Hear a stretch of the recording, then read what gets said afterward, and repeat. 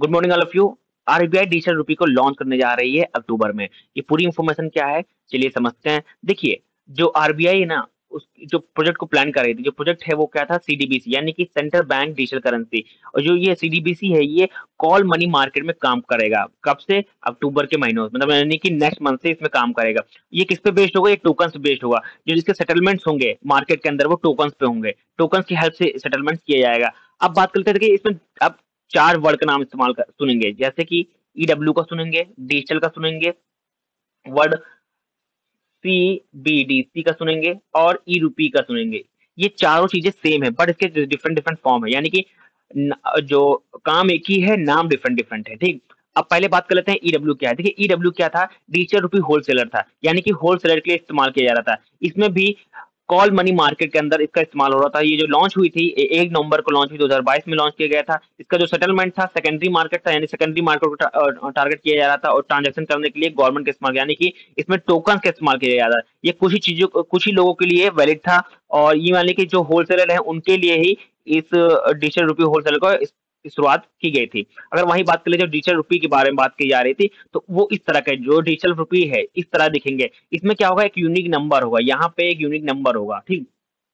इसका ऐप भी अवेलेबल है, आप प्ले स्टोर पे जाकर इसका ऐप डाउनलोड कर सकते हैं और आप वहां पर रजिस्टर कर सकते हैं। अगर आप होलसेलर हैं या रिटेलर हैं, तो आप इस ऐप का, इस डिजिटल करेंसी का यूज कर सकते हैं।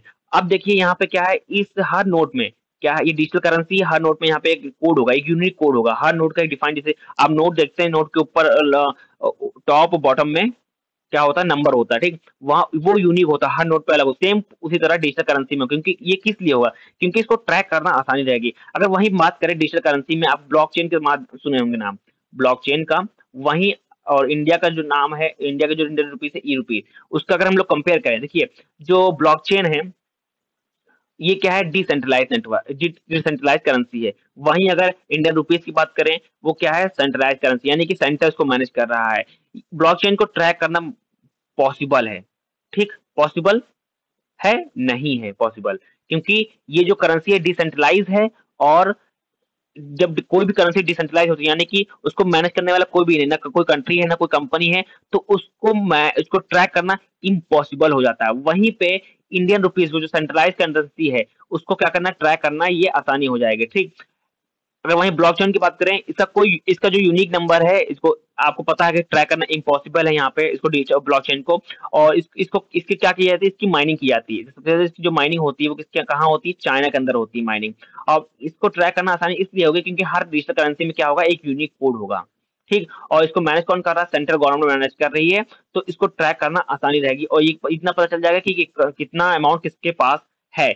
यही डिफरेंस है जो ब्लॉकचेन में और इंडियन रुपीस के अंदर। ठीक। वहीं बात करें जो RBI testing of feasibility efficiency और सीडीबीसी की, यानी कि आप बताना, जो सीडीबीसी था, इसको इंट्रोड्यूस किया गया था। देखिए, इसको मतलब कह लीजिए कि जो G20 हो रहा था समिट, उसके अंदर इसको लाया गया था। और सीबीडीसी को अनाउंस किया गया था यूनियन बजट के अंदर, 2022 और 2023 के बजट के अंदर इसको लाया गया था। ठीक। और ये जो आरबीआई जो एक्ट है 1934, ये अंदर आता, फाइनेंशियल बिल के अंदर पूरा ये इंफॉर्मेशन आती है। ठीक। वहीं बात कर लेते हैं कि जो अभी जो बात की जा रही है, जो रिटेलर वर्जन लॉन्च किया जा रहा है, उसमें देखिए अभी क्या हुआ था, ईडब्ल्यू लॉन्च हुआ था, यानी कि डिजिटल रुपी होलसेलर को लॉन्च किया गया था 2022 में। अब वहीं अब इसको जो रिटेलर वर्जन को लॉन्च किया जा रहा है नेक्स्ट अक्टूबर में, बट इसका जो इंट्रोड्यूस हुआ था, वो 1 दिसंबर 2022 को इंट्रोड्यूस हो चुका था।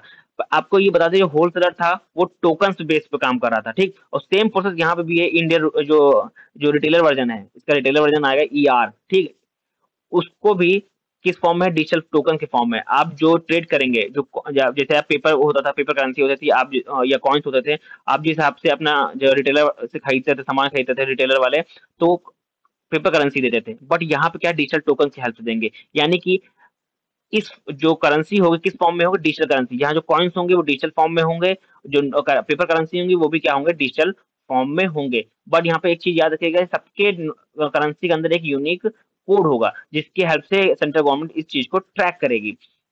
वहीं अब बात कर लीजिए, देखिए अब मैंने आपको बताया, चाहे ईडब्ल्यू बोल लीजिए, चाहे ER बोल लीजिए, चाहे डिजिटल बोल लीजिए, चाहे सीबीडीसी बोले, ये काम सेम है, बट नाम इसके डिफरेंट है। अब यहाँ पे बात कर लेते हैं कि किन बैंक को सेलेक्ट किया गया है। देखिए 9 बैंक को टोटल सेलेक्ट किया गया है, जिसमें से state bank, Baroda bank, union bank of India, HDFC bank, ICICI bank, Kotak Mahindra bank, yes bank, IDFC bank और एचएसबीसी को बैंक को इसके अंदर रखा गया है, इस प्रोजेक्ट के अंदर। अब जो बैंक है आपस में जो ट्रांजेक्शन करेंगे, जो डिजिटल ट्रांजेक्शन होगा वो किस फॉर्म में होगा, डिजिटल फॉर्म में होगा, डिजिटल टोकन के फॉर्म में होगा। और ये चीज अक्टूबर से स्टार्ट हो जाएगी, नेक्स्ट मंथ से इस चीज पे काम करना स्टार्ट होगा। उसके बाद अब ये देखना होगा कि ये कब पब्लिक के लिए ओपन हो जाएगी, जो पब्लिक इसका इस्तेमाल कर सकते हैं डिजिटल डिजिटल करेंसी का। ठीक, अभी जो ये अवेलेबल है सिर्फ क्या है, होलसेलर और रिटेलर के लिए ही अवेलेबल होगा। और ये किस पे बेस्ड होगा, ये टोकन पे बेस्ड होगा। ये टोकन की हेल्प से लोग ट्रांजेक्शन कर पाएंगे। Thank you everyone.